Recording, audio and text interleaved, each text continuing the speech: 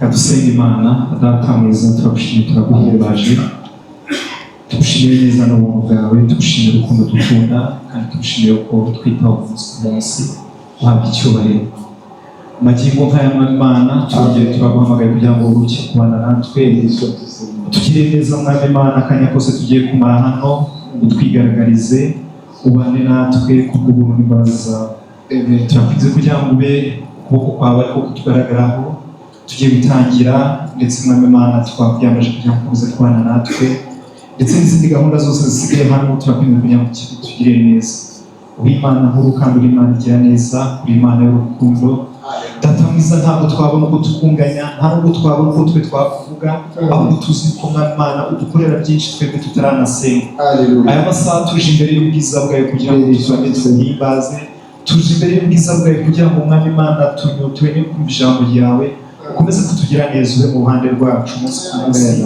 icyubahiro kibi cyawe tugire neza kandi ukomeze kubana natwe ubuntu bwawe ari bwo buganza imbaraga zawe arizo ziganza ibikorerwa byose bikorerwe kugira ngo bishyire izina rya Yesu ukomeze tugire neza abakozi data mwiza amen Amen.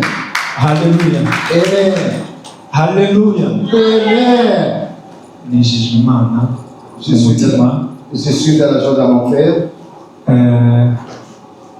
nshimira pasiteri kuko icyizere yangiriye cyo kuba ndi buyobore uyu munsi Je remercie le pasteur qui m'avait accordé cette opportunité pour ni iby'agaciro kandi ndanezerewe mu mutima c'est une grande faveur que m'avait accordée et je suis vraiment dans la joie dans mon cœur.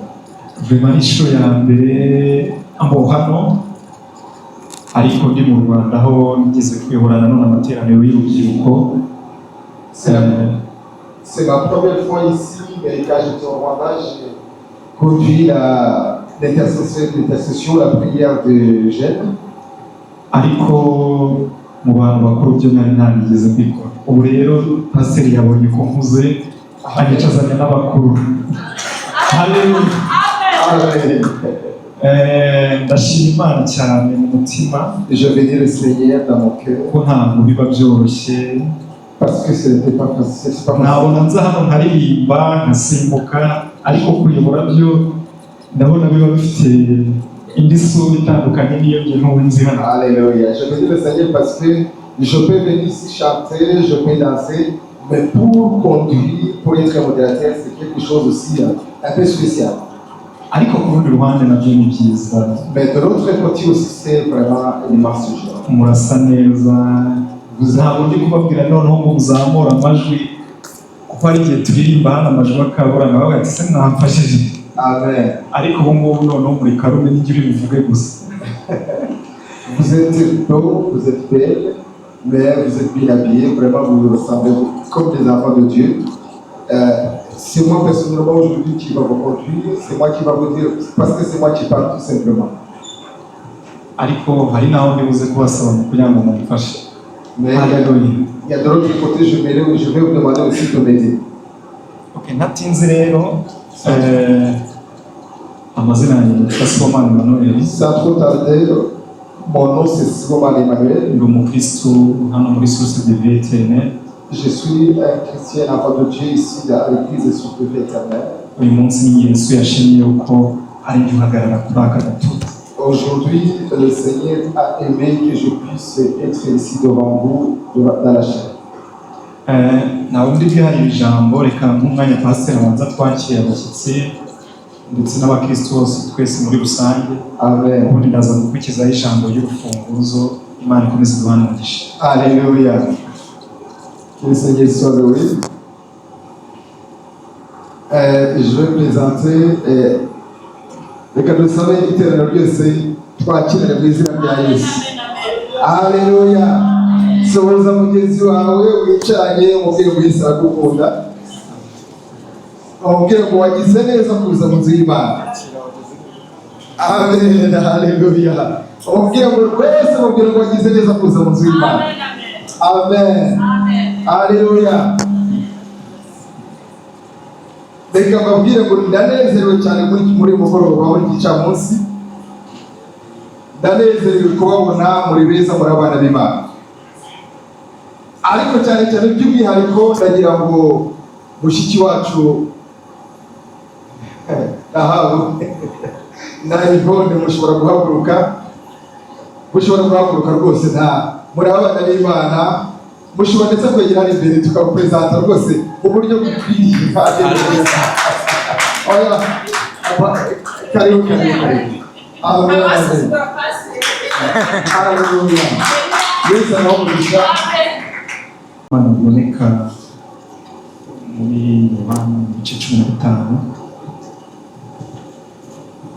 Nous allons lire dans le livre de Jean, c'est ça? Ah oui, Yohana 15 umurongo wa 7. Dans l'évangile de Jean, chapitre 15, verset 7.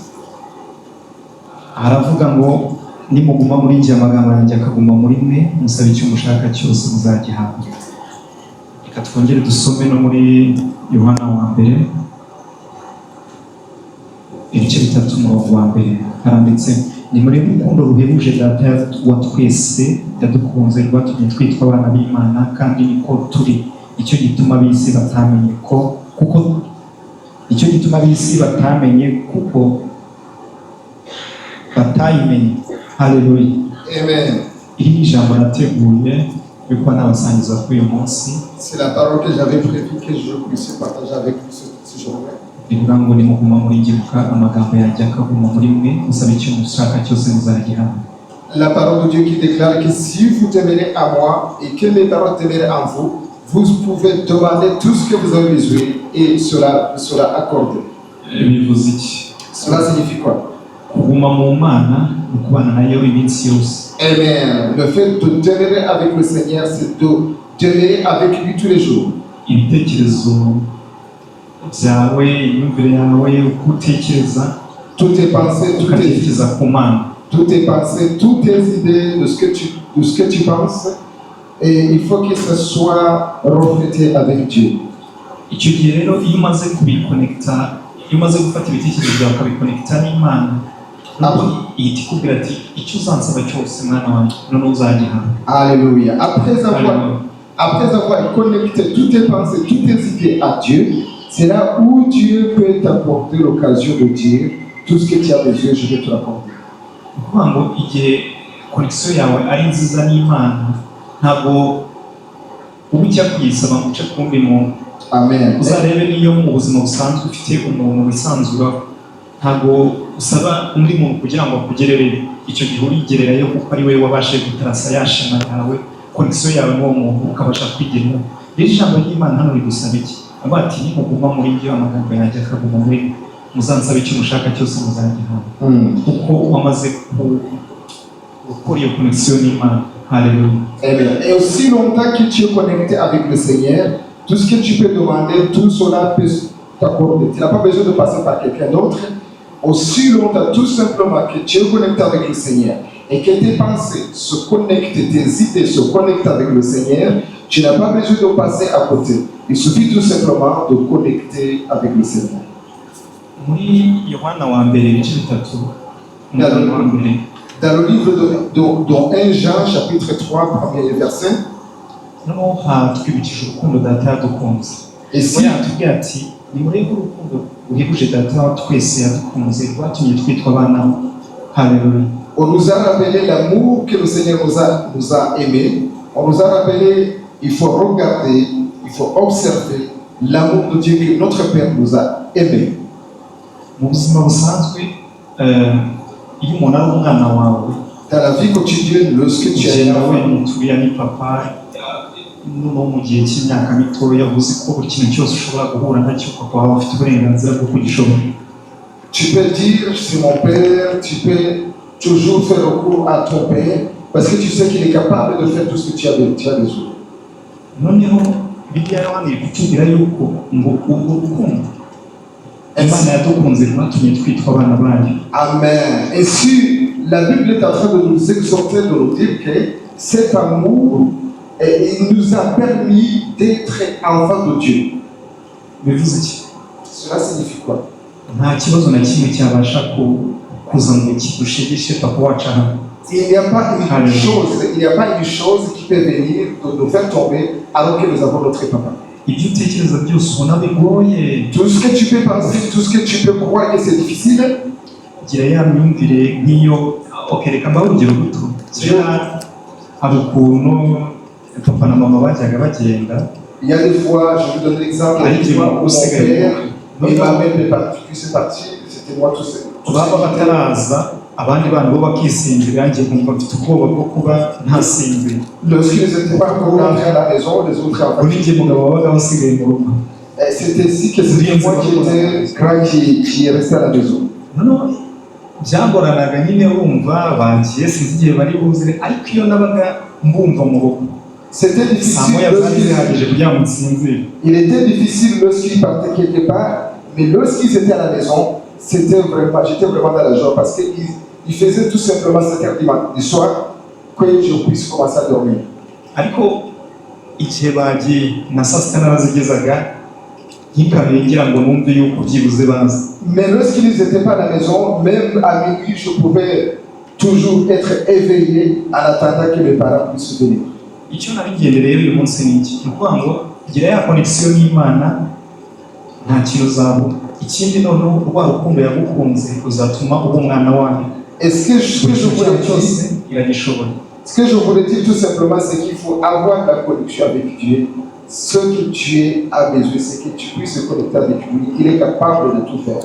Hari irindi jambo hari rusome riri muri Mariko. Il y a une autre parole qui se Igice trouve cya dans la Bible. mirongo sinuka neza niwo murongo wa 36 mwaho aho Yesu ngo yari agiye gusengera mu butayu, noneho Simoni Petero n'abandi bigishwa bari kumwe ngo baramukurikira.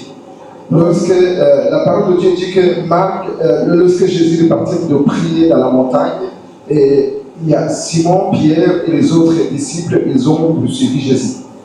Noneho Simoni Petero n'abandi bari kumwe ngo nabo baramukurikira. Ainsi Simon, Pierre avec le reste, ils ont poursuivi Jésus. Noneho bahageze baramubwira ati Yesu ngo ngwino ngo tujye no kwigisha muri iyi midugudu ngo kuko mbona aho abantu baragushaka. Haleluya. Amen. Ainsi lorsque c'est arrivé là-bas, et Simon, Pierre et les autres, ils ont dit, si nous pouvons aller enseigner les autres dans les autres coins parce qu'ils ont besoin de toi. Icyo gihe rero mwaho ngaho ikintu Yesu yahise abasubiza ngo reka tujye ngo n'ubundi ngo kuko aricyo cyanzana. Amen. No, ijambo natinzeho cyane mu buzima bwanjye ni ijambo rivuga ngo nicyo cyanzanye. Alléluia. Et si Jésus a répondu, il a répliqué, il a dit, nous pouvons y aller parce que c'est la mission qui m'avait amené. Et la parole de Dieu que j'ai mis l'accent, c'est la mission qui m'avait amené. Njya nitekerezaho cyane impamvu ni nigeze kubifata umwanya nitekerezaho cyane nkareba ese ndi mu murimo w'Imana ndi gukora icyanzanye. Amen. Ndi kuririmba ndi gukora icyanzanye. Alléluia. Ndi kwigisha ndi gukora icyanzanye. Amen.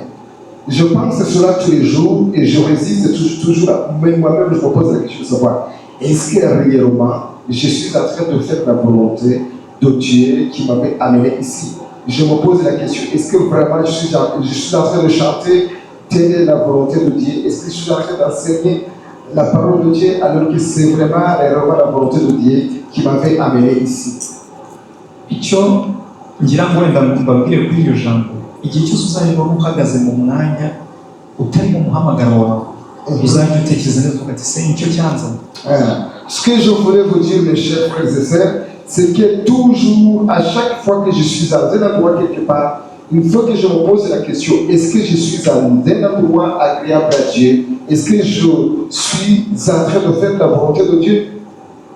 Ok, ntabwo ndi gutinze cyane, reka buri muntu wese ahereze ikiganza uwo begeranye amubwire ati ukomeye ku cyakuzanye mu murimo. Amen. Je ne peux pas tarder, mais je demande tout à chacun de vous de donner chacun son voisin de lui dire, il faut que tu te mêles à faire la volonté de Jésus-Christ qui t'avait amené ici. Imana ishimwe cyane, ijambo nanateguye urufunguzo ryayo ariko ntabwo ari igihugu bwiza. Amen. Que le Seigneur soit loué, c'est le mot de l'introduction, c'est pas moi qui dois prêcher. Reka twakire abashima Imana. Imana ishimwe cyane kandi ibyo mfite byose niwe wabimpaye. Imana ishimwe cyane kandi yarambabariye andibohore kandi amaraso yo mu mutima we kanezerewe cyane kuko yancunguye. Imana ishimwe cyane kandi yarambabariye andibohore kandi amaraso yo mu mutima we kanezerewe cyane kuko yancunguye. Imana ishimwe cyane ibyiza yakoze bifite ubufasha. Imana ishimwe umufasha byose bikomeye. Imana ishimwe imibabaro yanjye yose bitwarizi ahinduriye imibabaro wanjye. Imana yumva amasengesho. Imana ishimwe imibabaro yanjye yose bitwarizi ahinduriye imibabaro wanjye. Imana ishimwe yumva amasengesho. Imana ishimwe Imana n'ijuru mfite umugabane. Imana ishimwe umwana tuzabona umunezero. Imana ishimwe ijoro abera bazamurika kw'izuba. Yesu bwazazwa n'ikamba ry'umwiteguye kuko azagaruka vuba. Imana ishimwe ijoro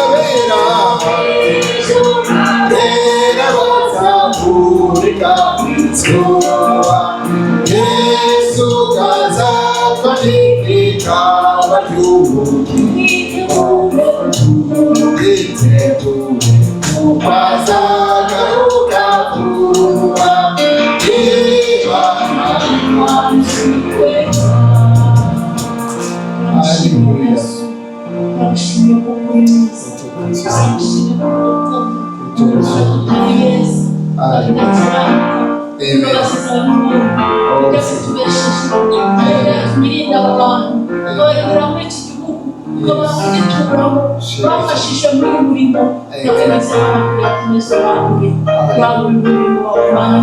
komeza kubagirira neza gushimisha gukora gushimira n'ibitangazo byo tukorera ntabwo twifuza ngo tubirangize turiko twabasha kubirondora gusa turagushimira dushimire byose wakoze tukuragisha n'ibiri imbere izina rya Yesu Kristo umwami wacu amen. Mwami Yesu Kristo ndakwinginze kugira ngo avuge ibiturutse mu bwami bwawe, ndakwinginze kugira ngo ntaba ari we ahubwo izina ryawe rihabwe icyubahiro, ndakwinginze kugira ngo umukoreshe ugushima no gushaka kuri uyu mugoroba kugira ngo ubwoko bwawe buhembuke mu izina rya Yesu. Urakoze Mana, tuguhaye karibu, turamagana imbaraga z'umwijima zose mu izina rya Yesu. Dufashe ibitekerezo by'aba n'abantu mwami, tubifashe mbiri ahubwo turadukinguye ikirere kugira ngo ikirere Mwami Yesu Kristo ikiganza gitegeke, maze imbaraga z'umwuka wera zikorere mu buvugabutumwa, natwe izo mbaraga zituganze twemere tugubwe neza mu mitima yacu mu izina rya Yesu. Urakoze nyakubahwa nyakora ku ngoma, icyubahiro n'icyakoresha no kwa mu izina rya Yesu. Amen, amen. Duhamagara uretse kugushima, uretse kumva amagambo aturutse mu kanwa kawe. Amen. Shimwa rero Kristo, tugushyize hejuru ibyo ducecekesheje n'amajwi ya Satani, ibyo dukubise hasi n'imbaraga z'uburyo bwose, imyuka yo kurangaza ibitekerezo no mu mutima turayihejeje ubuzima, imbaraga z'umwijima zose zitsindwe. Duhamagaye presence y'Imana, duhamagaye umwuka wera w'Imana, duhamagaye kunesha kw'Imana, duhamagaye ijuru rikinguke, buri wese yumva ubuntu bw'Imana, buri wese yumva umwuka wera agendagenda, buri wese yumve icyo wageneye kumuha, buri wese mu mutima we yumva ibyiringiro no kunesha. Urakoze, turagushimiye umugisha buri wese waje kugutega amatwi, utaje kureba umwana w'umuntu, ubishimirwe Mwami. Turagushimiye kubw'ibitangaza wakoze. Amen, amen. Haleluya. Amen. Mana turishimye cyane. Que notre Seigneur soit loué. Nogiye gushima Imana kuri uyu mugoroba. Je bénis le Seigneur pour cette soirée. Ngiye banyita Kabaziga Berine. Mon nom est Kabaziga Berine. Bakanyita Joy. Je m'appelle Joyce. Yose nayanjye nkaba ndi umumama, mutware wanjye n'umwambaro uri hariya. Tout ça c'est mes prénoms. Voici mon mari. Hano n'agakobwa kacu kari hano Liza. Il y a aussi notre fille qui est ici, Isama.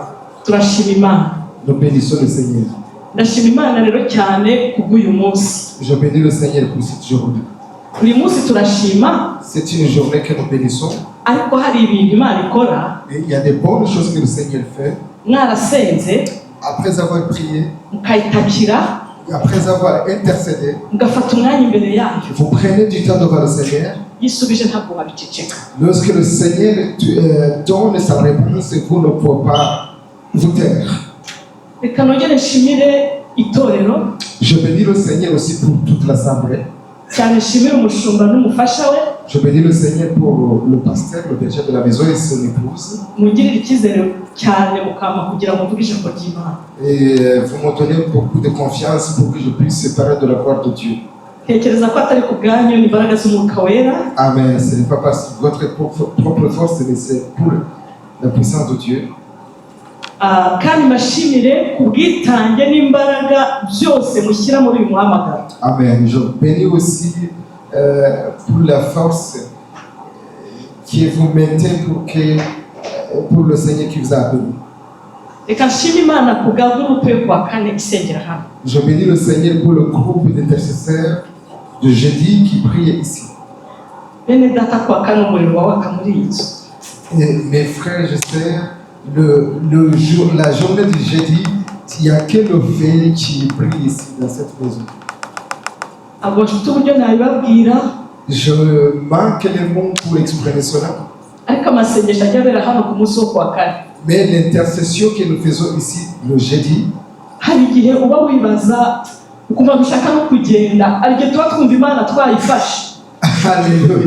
Il y a des fois même, nous ne voulons même pas quitter cet endroit et nous pensons que dans lequel nous avons vraiment attrapé Dieu. kuko wakane ushizeho umuntu yumvaga neza ikirere wumvaga Imana yaje ukumva no guceceka ntibiri gukunda hano umuriro wari watse. Même le jeudi passé, nous étions ici présents, nous avons vraiment senti la présence de Dieu parce qu'il y avait vraiment une onction fraîche. Imana ihumugisha umuyobozi wo kwa kane Julien watuyoboye. Amen. Que le Seigneur bénisse notre maman Julien qui nous a conduits jeudi. Imana yongere guhumugisha abashaka gushimira abaririmbyi. Que le Seigneur vraiment bénisse les choristes. J'ai à cœur de bénir les choristes. Ko ku cyumweru Parce que dimanche, nanyeretse ukundi kuntu ngiye ku giti cyanjye. vous nous avez montré une autre image, moi personnellement. Emmanuel yararirimbishije hano yarayoboye. Amen. Emmanuel, il a vraiment conduit le culte. Ndavuga nti se ni gute byagenda bakajya bamufata bakamutandukanya rimwe na rimwe n'ibyuma bakamureka kuko nabonaga agiye kuguruka. Amen. Et je me suis dit dans mon cœur, il y a des fois on peut le détacher un tout petit peu avec les matériels, et puis on le lâche pour venir conduire parce que je voyais qu'il va sauter de joie. Imana ihumugisha na bagenzi bawe bose. Que le Seigneur te bénisse avec ton équipe. Kandi ikomeze ibahe imbaraga. Que le Seigneur vous fortifie encore. Ndongera gushimira kandi abasore navuga ngo urubyiruko abasore cyane nabonye ku cyumweru imirimo mwakoze muri iyi nzu. Je bénisse le Seigneur aussi pour les jeunes qui sont au milieu de nous. J'ai observé le travail que vous avez fait dans cette maison. Nasize dusiga uriya muje nuriya imirimo mwakoze muri ririya joro. Nagize ubwoba kandi abantu bari bamaze guta ariko nari mufite courage ndavuga nataje mbatekerezaho gusa navuze ngo Imana igibaho umugisha. Alléluia. Lorsque je suis parti, j'ai laissé notre papa Karim, notre papa Damien, ils étaient en train de faire le travail avec courage et avec fidélité. Que le Seigneur vous bénisse abondamment. Kandi nanone tugashimira uriya muko uri ku buhanga bw'ibyuma. Nous bénissons aussi notre papa Francis. Francis rwose mbese ibintu yari protocoler neza. Et toutes les choses sont bien protocolées. Imana ibahe umugisha mwese. Que le Seigneur vous bénisse tout simplement. Ihumugisha buri wese abantu wenda birashoboka ko uyu munsi nibazaga ngo abantu bavugaga kandi nubwo batabonetse wenda n'impamvu z'akazi kuko ku cyumweru wabonaga abantu benshi bari basabye amakonji wenda. Que le Seigneur vous bénisse tous ensemble, que le Seigneur vous bénisse. Aujourd'hui, on n'est pas beaucoup nombreux, peut-être c'est à cause du travail, mais que le Seigneur vous bénisse abondamment. Même la personne qui n'est pas venue, le Seigneur, il a libéré sa bénédiction. J'ai observé cette journée. Et si ce n'est pas chacun de nous, il avait considéré cette journée de notre façon. La prière d'intercession qui a précédé cette semaine, nous avons demandé à Dieu que nous voulons voir cette journée d'une autre manière. Nous avons demandé à Dieu que lui-même, ils peuvent dire aux autres. Et il nous a dit qu'il va le faire dans sa manière. Amen. Amen. Uriya munsi wanyuze umutima wanjye ku iki gikorwa umushumba n'umufasha we bateguye. Cette grande journée, il m'avait vraiment laissé quelque chose à cause de cette journée que le berger de la maison avec sa femme qu'ils ont prévu. Nahise nibuka ijambo ryo kwa Ana buri mwaka ngo bazamukaga bagira amagushima. Amen, amen, amen. Et je me suis rappelé des mots dans le livre de Samuel lorsque Anna elle partait à Rama avec son mari toujours pour bénir le Seigneur dans la maison de l'Éternel. Kandi muri iyo mpamvu bajyaga gushima buri mwaka babwira Imana ko yabarinze ikabagirira neza batamba ibitambo uko bagendaga na niho yahuye n'amahirwe yo kubona umwana. Amen. Mais le fait même de partir à Rama pour bénir le Seigneur, le fait même d'aller tous les ans, C'est là où Anne, il a eu la chance d'avoir un enfant après avoir donné beaucoup de sacrifices tous les ans. muri uko gushima niho abisiraheli babonye umuntu uri busimbure Eli kuko yarashaje. Amen. Dans son témoignage, dans son témoignage, c'est là où même les Israélites, ils ont trouvé une personne capable d'accéder sur le trône. Niho babonye umuhanuzi udasanzwe, umuhanuzi utavangiye. Amen. C'est là où ils ont trouvé même un grand prophète qui ne mélange pas et qui n'est pas un faux prophète. Ujya utinya umuntu Samuel Imana yari yaravuzeho ngo nta jambo rye na rimwe rizagwa hasi ngo ripfuse. Il faut vraiment avoir peur parce que Dieu, il avait dit à Samuel qu'aucun mot qui va tomber par terre, qui va partir en vain. Uyandi magambo Ainsi, bivuga ngo uko ushima Imana ukayereka ko wazirikanye ibyo yakoze, tous les jours quand tu bénis le Seigneur et tu lui montres tout ce qu'il a fait. ni kwirushaho kongera kwagura ibindi bintu. Amen. C'est là où le Seigneur va t'ouvrir encore les tentes. Ubwo namenyaga ko Jean Paul agize ibibazo, Lorsque j'avais compris que Jean-Paul il a eu des problèmes. naravuze ni kandi buriya Imana igiye kumuha inzira utuye yari afite. Amen. Je me suis dit dans mon cœur que Dieu va lui donner une très belle maison plus que celle qu'il avait. Nibutse Jean Paul hano ahimbaza, Je me suis rappelé comment Jean-Paul il est en train de manifester la joie. nibuka ko yatanze n'ikifuzo ngo basengere umwaka ngo mpera z'umwaka ngo nitangira ry'umwaka. Ibyo bintu ngo arahaguruka ngo nibasohoke ngo pasiteri atabasengeye. Amen. C'est celui qui nous a donné un sujet, qui nous a suggéré de prier pour l'année qui va passer, l'année 2025, et de prier aussi pour l'année que nous allons entrer 2026. C'est Jean-Paul qui a dit, il ne faut pas que vous partez sans toutefois que le pasteur puisse prier pour l'église. Buriya ariya sengesho ryabaye asiranse. Cette prière que nous avons formulée à cause de Jean-Paul, ça a été une grande assurance. Reka nongere nshima Imana kuga buriya cunda nyine hari igihe umuntu yari gushima ubumenyi utari umuzima. Amen. Je bénis le Seigneur aussi pour Mama Chunda. Urazi kugira ngo umubyeyi wawe arware yarakurihiye yarakureze agenda ajya ahantu ntimwongere kubonana uze mu kindi gihugu ugire uko ubyara utaramubona ariko murumva icyo kintu. Amen. Est-ce que tu sais combien de fois ton père qui a fait tout pour toi, qui a payé ta scolarité, qui t'avait éduqué, et ensuite il va partir dans un endroit quelque part, et le fait que tu penses que tu vas lui rembourser et tu ne le vois pas. Est-ce que vous voyez que c'est des choses faciles? Ariko natekereje ndibaza ngo ukuntu papa we yamubonye. Ainsi, je pensais dans mon cœur comment il a trouvé son père. Akabona mama Chunda adaheruka. Ainsi, comment il avait examiné Mama Chunda qui noneho amuzaniye irindi shimwe ry'ikubye ry'umwuzukuru. Et lorsqu'il lui avait apporté un autre témoignage aussi complet des petits enfants. Burya Imana yacu ihora itubikiye ibintu biri dabu. Alléluia. Et notre Dieu, il nous réserve de bonnes choses en double. Abonamo na visa ya 10 ans. Il a trouvé aussi un visa de 10 ans y'Amerika. À l'Amérique. Imana niyo gushima. Amen. Alléluia. Haleluya. Amen. Haleluya. Amen. Uyu mugoroba rero nge sinzi ikintu navuga ko nageze ahantu twese tuvuge ku ijambo se turamye Imana twisengere. Haleluya. Ibintu Imana yakoze ni byinshi, nanjye ku giti cyanjye ndi kuyishima uko bwije uko bukeye. Amen.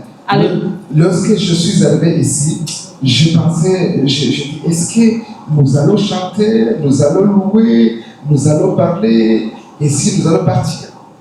Ariko reka turebe mu ijambo. Ainsi nous allons regarder dans les paroles. Kandi tugiye guhanura. Amen. Haleluya. Amen. Nous allons prophétiser. Katurebe mu bami ba mbere. Nous allons voir dans 1 Roi. Ibice 17. 1 Roi chapitre 17. Non, habeho umuntu usoma ikinyarwanda neza ahaguruke. S'il y a des personnes qui lisent correctement la langue française, la langue communautaire, asome kuva ku gice cya mbere yihutisha agere kuri 24. il va lire le 10. Umurongo wa mbere agere kuri 24. Il va lire 1 Roi chapitre 17, du premier verset au 24 versets. hagira undi ufata mu Befeso Et l'autre va prendre le livre de la Efesiens Bible dans le livre d'Éphésiens, ibice 4 umurongo wa mbere chapitre 4, verset 1.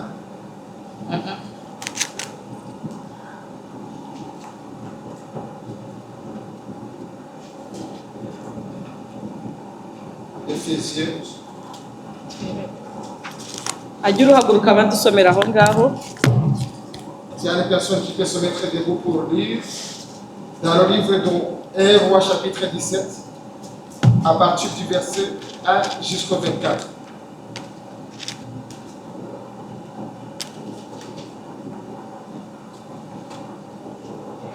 Amen.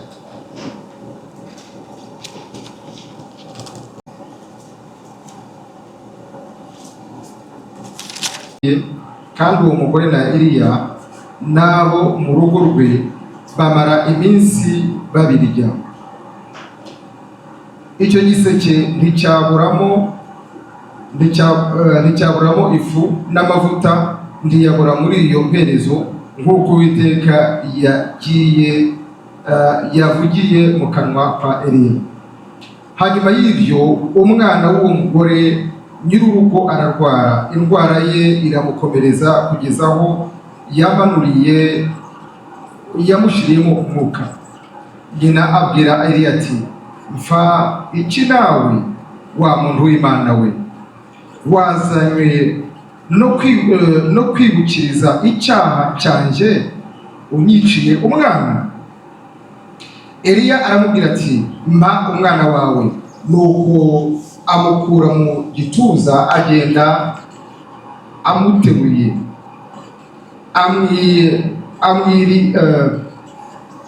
amwurira mu cyumba cyo hejuru yari acumbitsemo, amurambika ku buriri bwe. Aherako atakambira Uwiteka ati, ayi Uwiteka Mana yanjye, uyu mupfakazi waranshumbikiye, nariwe umuteje ibyago, umwicira umwana.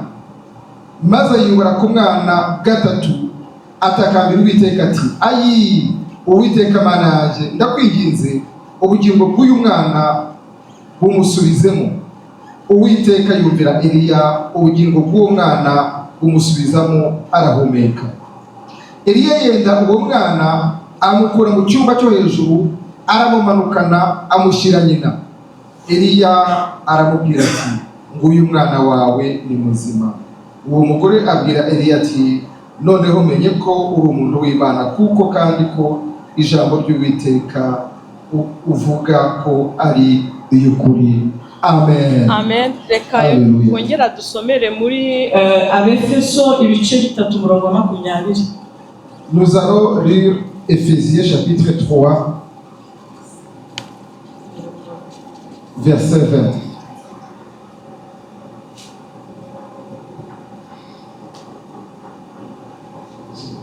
Éphésiens chapitre 3, verset 20. Tugiye gusoma mu izina ry'Umwami wacu Yesu Kristo.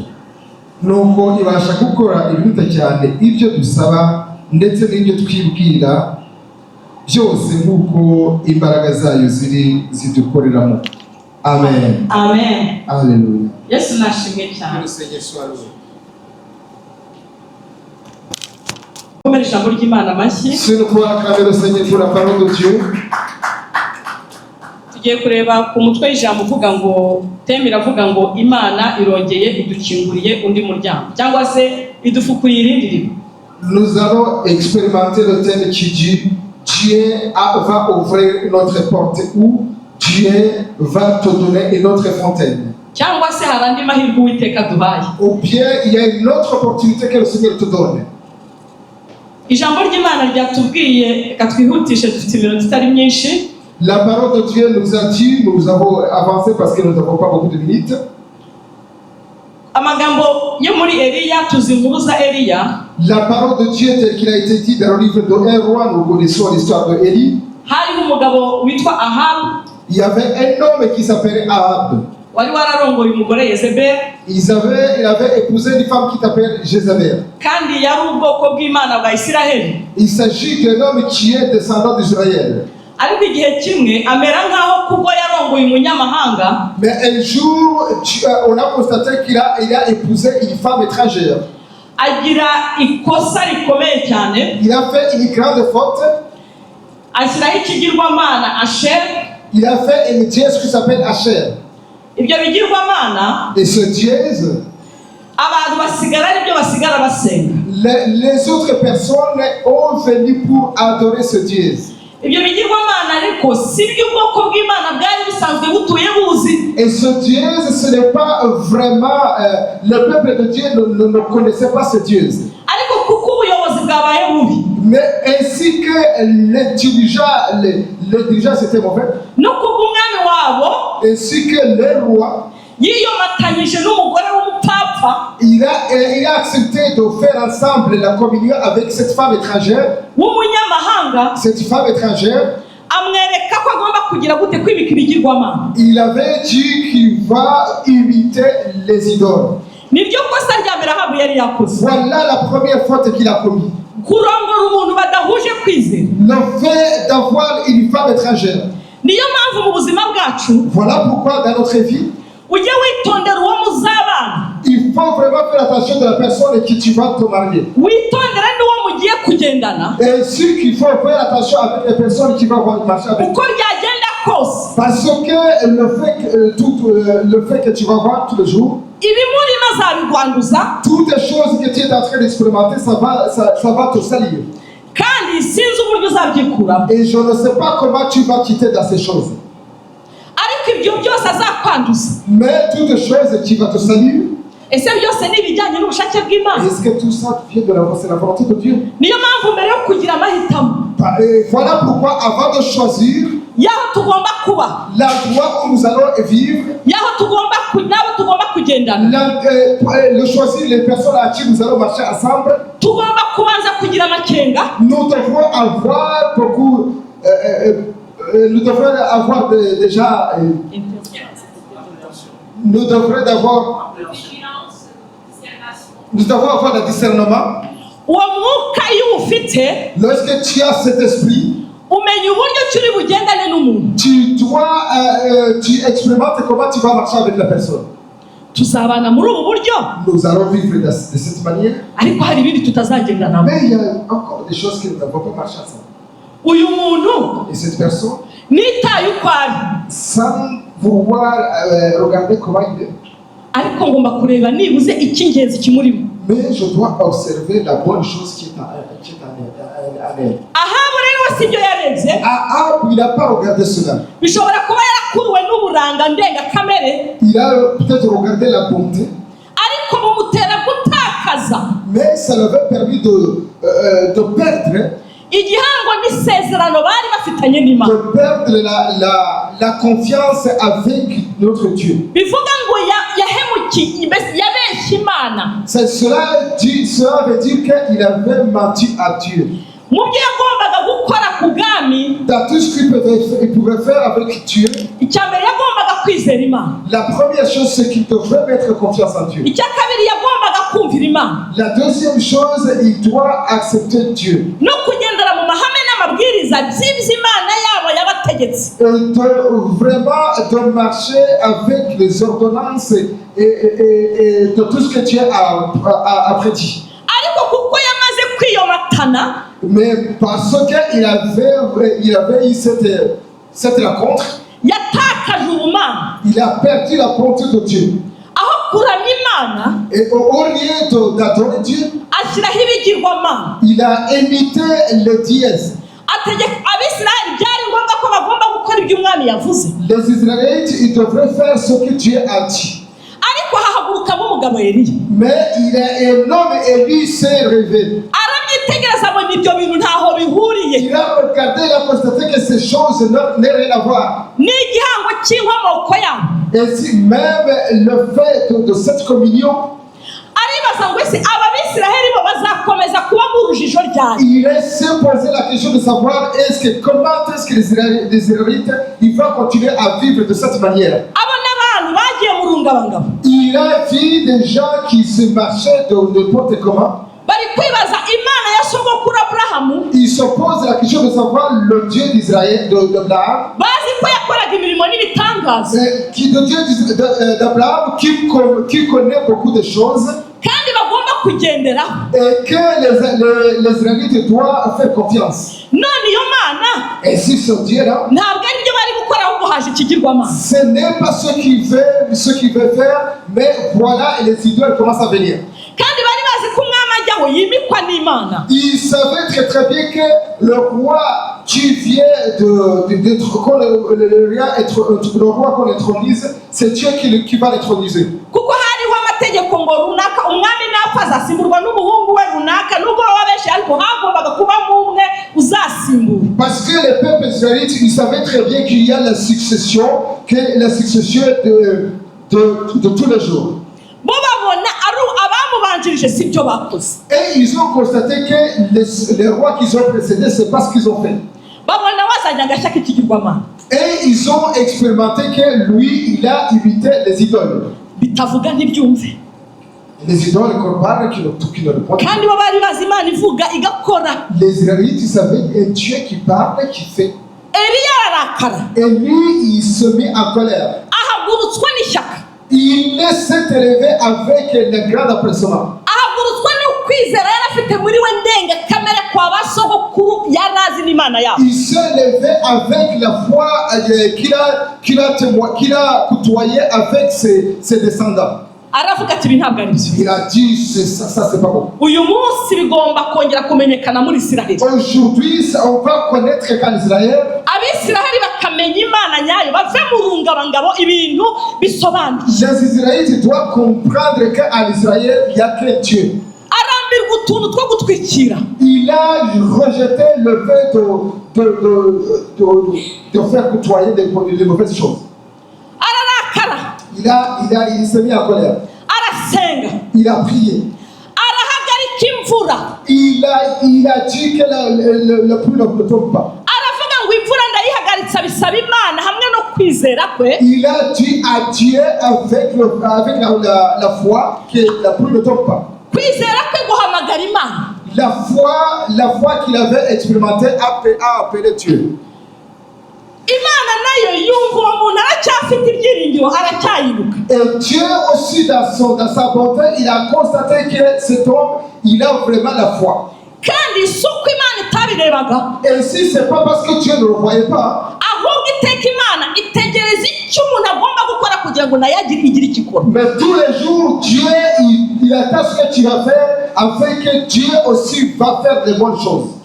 Bene data mbabwire. Très chers frères et sœurs, Hari igihe tujya tuvuga ngo ni ukuri ngo Imana ngo ibi yabikoze ngo kubera yuko ndakiranuka ngo kandi yabikoze ngo sinzi uko yabikoze. il y a des fois où nous parlons, Dieu il a fait ça, il a fait ça, et parce que mais je ne suis pas dit, mais je ne sais pas comment il a fait. Ariko mu by'ukuri Mais en réalité, ahubwo ushobora kuba utarakoze ikintu gihambaye. il y a peut-être une bonne chose que tu as fait, des grandes choses. Ahubwo ariko hari icyo wakoze. Mais il y a peut-être quelque chose que tu as fait. Kuko itegereje ko hari ikintu wakora. Parce qu'il attend que tu fais une bonne chose. Gituma umutima wayo uhaguruka. Afin que le cœur de Dieu puisse être soulevé. Nushaka uhamagare nka ya mubyi ivuge ngo Yesu umwana wa Dawidi ako gusa.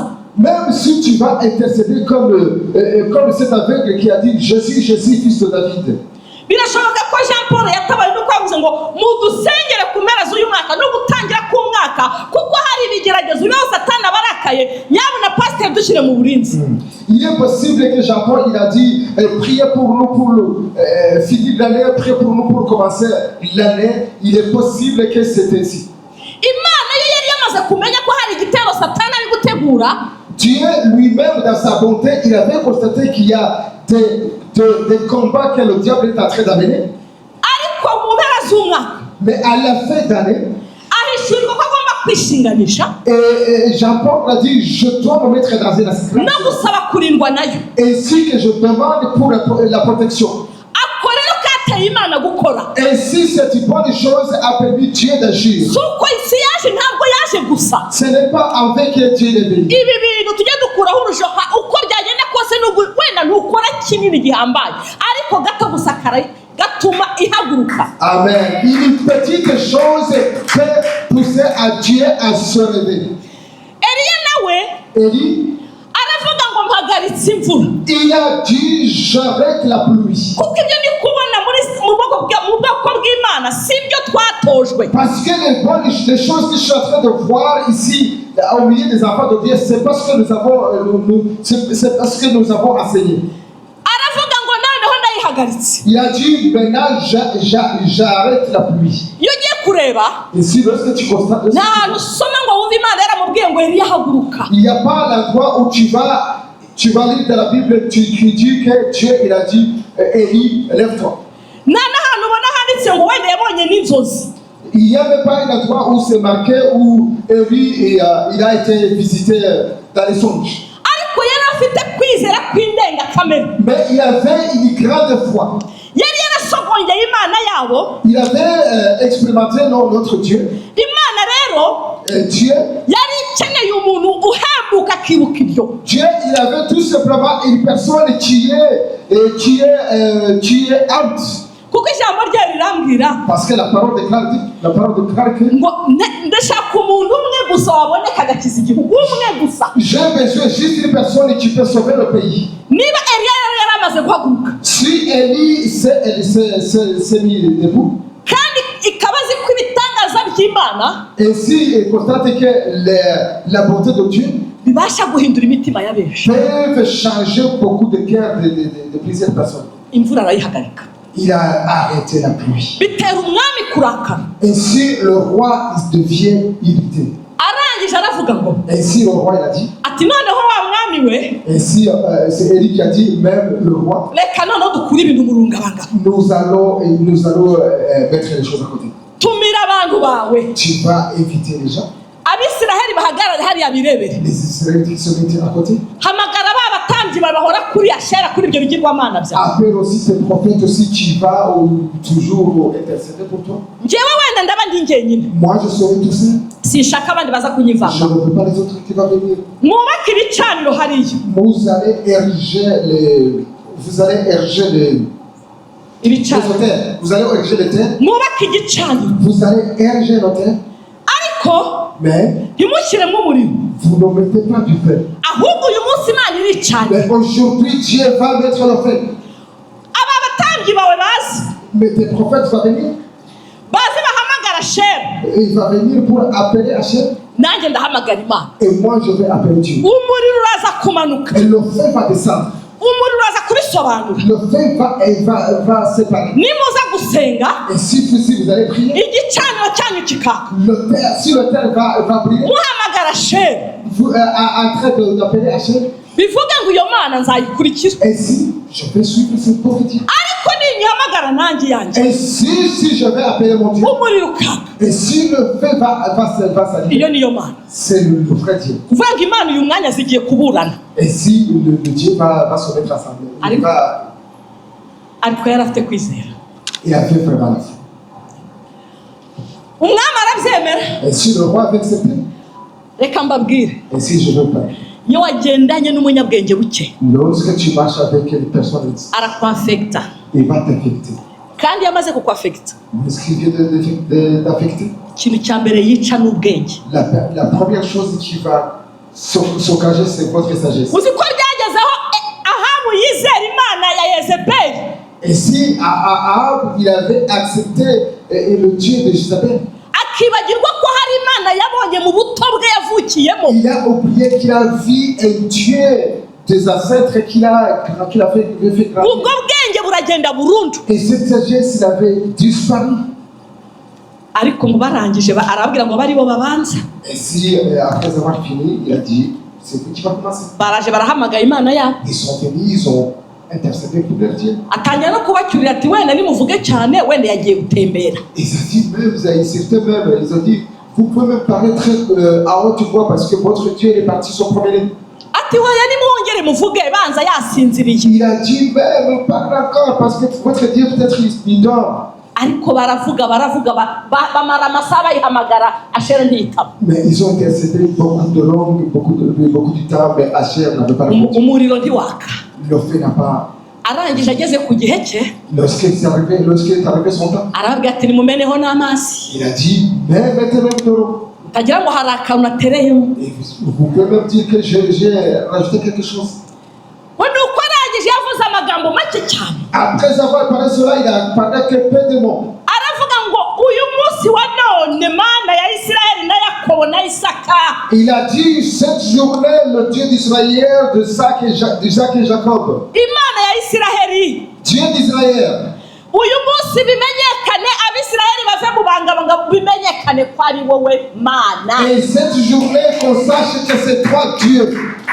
ngo ako kanya umuriro uva mu ijuru amanuka En descend, le feu descendu du ciel. utwika igicaniro. Il a comblé le terre. Abisirayeli babavuye mu rungabangabo. Et tous les Israéliens sont sortis dans les jardins à gauche à droite. Haleluya. Amen. Haleluya. Amen. dukeneye abantu badukura mu rungabangabo. Nous avons besoin des gens qui nous amènent devant le. ntidushaka abantu baza kudupfundikiranya. Nous ne voulons pas les gens qui vont venir nous mentir. dukeneye abantu batwereka ikintu kizima. Nous avons besoin des gens qui vont nous montrer les bonnes choses. dukeneye abantu baduha inama nzima. Nous avons besoin des gens qui vont nous donner les bons conseils. dukeneye abantu batugeza ahantu hazima. Nous avons besoin des gens qui vont nous montrer un endroit paisible. ntabwo dushaka abantu batubeshya ngo bari gusenga Imana atariyo. Nous n'avons pas besoin des gens qui vont nous mentir, qui sont en train de prier alors qu'ils ne prient pas. dukeneye abantu batwereka ibihamya Imana yakoze. Nous avons besoin des gens qui nous montrent les témoignages que Dieu a fait. Haleluya. Amen. ngo nuko arangije Eliya Ainsi, Élie, amaze gukora icyo gitangaza après avoir fait ces bonnes choses, baramuhiga ngo bamwice. on l'avait pourchassé pour le tuer. ariko utekereza ko Imana yareka umuntu nk'uwo nguwo yizeye muri urwo rwego? Est-ce que vous pensez que Dieu peut lâcher la personne qui fait ces bonnes choses? ahubwo Imana isanga muri Eliya harimo izindi mbaraga n'ubutwari. Et si Dieu a constaté qu'à Élie, il y a encore la puissance. Imana yari ibonye ubuntu bagiye gukorana ubuzima bwayo bwose. Dieu, il avait vu, il a expérimenté les personnes qui vont travailler avec lui durant toute sa vie. uzi ko hari ibintu ukora ugashotora Imana.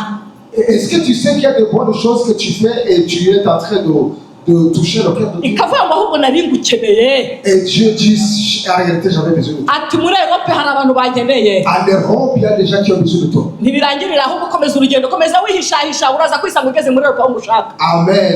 Et ça ne s'arrête là tout simplement. Continue à te cacher. Tu vas te trouver là au endroit où j'ai besoin de toi. ngo nawe mu guhunga Et si le fait de partir, nta kindi kintu yatwaye. il n'a pas touché quelque chose. yari afite kwizera gusa. Il avait vraiment que la foi. agera ku kagezi ka Kereti. Lorsqu'il est arrivé sur la rivière de Kéret, aho kuri ako kagezi dans cette rivière, ntekereza ko nta nzu yari ihari, il n'y avait même pas, je ne pense pas qu'il y avait une maison. kuko bavuga ko kagezi Parce qu'on ne parlait que juste cette rivière. kandi nta kindi bavuga yahunganye. On ne parlait pas une autre chose qu'il est parti avec. ariko yari afite Imana muri we. Mais il avait vraiment son Dieu. iyo ufite Imana muri wowe Lorsque tu as ton Dieu en toi, ibasha kugutunga. il peut t'aider. ngo Imana noneho nayayisenga kuri ka kagezi Dieu, lorsqu'il a vu Élie en train de t'intercéder sur cette rivière, yoherezaga igikona il avait envoyé un corbeau. kikazana imitsima n'inyama. Il avait les pâtes avec les viandes. ariko muzi amerwe y'igikona. Est-ce que vous savez vraiment comment le corbeau, il veut vraiment... ariko Imana ni inyembaraga. Mais Dieu, il avait voulu. Imana ituma igikona. Et Dieu qui peut envoyer un corbeau. igikona ngo kigafata inyama kigafata n'umutsima ngo nshyire Eliya n'amerwe yacyo. Un corbeau qui a vraiment la salive qui dit va donner Élie la viande et la pâte. ni ukuri byawe nubwo byaba mu kanwa k'ingona Uwiteka Imana yabirinda bikakugeraho. Même si ces choses se trouvent dans la bouche de l'éléphant, ntuhangayike, izere Imana ibyaho byaba biri hose. il ne faut pas que tu peux avoir peur, il faut croire en Dieu partout où tu es. icyawe wikirirwa wowe senga Imana. Toi, tout simplement, tu as besoin de prier. nibashaka bazaze bagihambiriye tugiye ku kibombe Même si on va amener ces choses dans une bombe, kizaturika icyawe gisigara. ça va s'exposer, mais tes choses vont rester. Eliya arangije akarya igikona kikaza. Ntabwo nzi niba cyarazaga mate midi soir, ntabwo mbizi, ariko birivuga ngo nicyo cyamuzaniraga inyama n'umutsima byo kurya. Je ne sais pas à quel est le corbeau vienne pour donner à manger Élie, mais ce que je sais tout simplement, c'est que le corbeau amène la viande. Amen. Amen. Ngo nuko ariko ngo akagezi kaza gukama nako. Ainsi, Kamaze gukama, lorsque la rivière vient d'être sec, Uwiteka amubwira nakomeza ajye Sarafati. et l'Éternel dit à Élie de continuer à Saraphat. Naje kukubwira uyu munsi ngo Aujourd'hui, je suis venu pour te dire, Uwiteka kuremeye ubundi buryo. il est en train de faire une autre chose pour toi. Ageze Sarafati arakomeza. Lorsqu'il est arrivé à Saraphat, il a continué. Kandi ntabwo yari azi agiye kureba, bishoboka ko nta n'umuryango yari afiteyo. Il ne savait même pas de repartir, il ne savait pas, il n'avait même pas la famille pour aller rendre visite. Ariko Sarafati Mais à Saraphat, hari ikibazo, il y avait un problème. kandi ikibazo kigomba gutunganywa Il y a un problème qui devrait avoir la solution n'umuntu wizeye Imana, avec une personne qui croit en Dieu, n'umuntu ufite Imana nini muri we. avec une personne qui a en Dieu en lui. Ahura n'umukecuru uri gutashya udukwi. Il a rencontré avec une femme qui était en train de chercher des... Ngo hari harateye icyorezo cy'inzara, Il y avait la faim, la famine. ariko ngo none harangije abwira umukecuru ngo Ainsi, après Élie, il a dit à cette femme, ase wagira icyo ugaburira. est-ce que tu peux me donner à manger? Umukecuru aramubwira ngo sigaranye agafungo ndi gushaka udukwi. Et cette femme, elle avait dit, il me reste juste une petite farine et je suis en train de chercher. Ngiye gusonga agatsima twirire n'umwana wanjye, niturangiza twitire ko nta kindi dusigaye. Je suis en train de chercher comment je vais faire du foufou avec mes enfants et puis. ariko umugabo ukomeye aramubwira ngo genda ukansongera ukanzanira. Ainsi, Élie, l'homme très fort, l'a dit, va faire ce foufou et tu me donnes. Umuntu akubwiye ko ariko kanyuma bari burya bagapfa. Et si la personne te dit qu'il me reste cette farine et je vais manger avec mes enfants, on va mourir. None urangije uravuze ngo genda ukanzanire. Et toi, après avoir tout dit cela, tu dis, va amener cela. Ariko uzi ko abarokore bajya bagira kwizera no gutegeka bidasanzwe. Et si vous, les enfants de Dieu, il y a des fois, vous dépassez le fait de croire. Umukecuru nawe ntiyatidikanyije. Et cette femme aussi, il avait vraiment la foi. Niho kuvuga ngo n'ubu niho hahandi ni urupfu. Il a dit, même c'est vraiment même la mort. Ariko reka ndamire uyu muntu. Je vais même aider cette personne. Imana igihe umugisha abarokore. Et Dieu, que Dieu vous bénisse, vous les enfants. Bumvira umwuka w'Imana batitaye. Parce que vous acceptez le Saint-Esprit sans toutefois avoir des choses à gauche et à droite. Ahereza umukozi w'Imana. Il a donné à l'homme de Dieu. Umukozi w'Imana arangije Et si l'homme de Dieu, après avoir, arasenga. il a prié. Ababwira yuko nta nzara izongera kuboneka muri icyo gihugu. Il a dit qu'il n'y aura pas la famine. Nta gafu kazongera kubura muri urwo rweso. Il ne manquera pas de famine. Kubwo guheba icyo yari afite, Après avoir trouvé ce que tu as fait, abona igitangaza. il a trouvé les bonnes choses. Haleluya. Amen. Haleluya. Amen. Ibigeragezo uri guhura nabyo Les choses, les mauvaises choses qui étaient en train de si côtoyer, ibyo kutwica n'ibyo kudukiza. c'est pas pour te faire mourir, c'est pour te faire monter. Umugambi munini Imana idufiteho Le grand projet que Dieu a pour toi, nuko tugera Sarafati. nous, c'est parce que nous allons arriver à Saraphat. Kandi Sarafati nituhagera dukoreshwa imirimo ikomeye. Après avoir arrivé à Saraphat, il y a des bonnes choses qui vont arriver. Nyuma y'ibyo uri gukorera Imana Après les avoir vu des choses qui étaient en train de cyangwa uri faire gukorana n'Imana, ou des choses qu'il était en train de faire avec Dieu, yirabireba ntizarekeraho. lui, il est en train de regarder, il ne faut pas s'arrêter là-bas. Icyo ishaka ni uguhora uyizeye. Ce que Dieu a besoin, c'est que tu dois lui faire confiance. Izadukoresha n'ibidasanzwe. Il va te faire encore les choses exceptionnelles. Umwana wa mukecuru nanone aza gupfa. Et l'enfant de cette dame, il est mort aussi. Umukecuru abwira Eliya ati ni iki gituma waje kwibutsa icyaha Et cette cyanjye. dame, il a dit à Élie, pourquoi tu es venu me rappeler les mauvaises choses? Mu yandi magambo Et si dans l'autre mot, niho kumubwira ngo namaze kubona ko uri umukozi w'Imana, mbabarira usabire imbabazi. c'est dit, j'ai constaté qu'il est un enfant de Dieu, aide-moi à intercéder pour Dieu afin qu'il me donne le pardon. Eliya Élie, arongera arasenga, il a encore prié. umwana arazuka, Et cet enfant est ressuscité. ibitangaza birongera biraboneka. Et s'il y a encore des témoignages, Haleluya. Amen. Kuko Imana ibasha gukora cyane ibirenze ibyo twibwira n'ibyo dutekereza. Parce que Dieu peut faire des choses que nous pouvons penser et imaginer. Ariko bijyanye Mais et si ça va partir, nk'uko imbaraga zayo avec la force de Dieu zikorera muri twe qui travaille avec nous. ziri. Ils sont. Niba ari imbaraga nkeya S'il s'agit de peu de force, tuzakoreshwa dukeya, nous allons expérimenter de peu de choses. ariko niba kwizera kwacu n'imbaraga zayo ziri muri twe ari byinshi bizakorana natwe bigari. Et si notre foi est grande, et si Dieu va faire de grandes choses, Imana ijambo ryirambwira ngo ku munyabwenge nzigaragaza nk'umunyabwenge. et si la parole de Dieu déclare que pour une personne sage, je vais me montrer comme sage. No ku mupfapfa nzigira nk'umupfapfa. Et une personne faible, une personne insensée, je vais aussi être comme Uko uzayifata niko izakubera. Comme tu vas prendre Dieu, c'est comme s'il va te faire. Niba dushaka kugera ku rundi rwego, Si nous pouvons aller plus loin, niba dushaka kugera ahandi hantu, si nous pouvons aller plus loin, kabone nubwo dufite ayo masezerano, même si nous avons des témoignages, même si nous avons des promesses, hari ibyo Imana tugomba gukorana nayo, il y a des choses de Dieu que nous allons faire avec Dieu. hari ukundi kwizera kw'indengakamere. Il y a aussi notre foi que nous allons expérimenter. Kuko ibyo Eliya yakoranye nayo, Parce que ce que Élie il a fait, yewe nta naho nabonye bakizemo ko yiyirije ubusa. je n'avais vu même l'endroit où on avait dit que Élie il a fait des prières de jeûne. Yari afite kwizera Il kw'indengakamere. avait vraiment la grande foi. Iyo ni impano idasanzwe. Voilà le don exceptionnel. Uyu munsi saba Imana impano yo kwizera Ce kudasanzwe. soir, demandez le don exceptionnel. Haleluya. Amen. Nusaba Imana impano yo kwizera kudasanzwe, Si tu vas demander à Dieu la foi exceptionnelle, izakora ibirenze ibyo wibwiraga. il va faire des choses extraordinaires que tu peux penser. Izakorana nawe ibirenze ibyo Il wibwira. va faire de bonnes choses extraordinaires que tu penses. Reka tugire amahitamo mazima. Ainsi, il faut que vraiment nous choisissions. Imana izatugirira neza. Amen. Haleluya. Amen. Amasaha yatujyanye, reka dusenga Imana. Nous allons prier parce que l'air est parti. Uyu mugoroba ubwira Imana ngo Mana ma kwizera, impano yo kwizera Ce kudasanzwe. soir, donnez-moi le don de la foi exceptionnelle.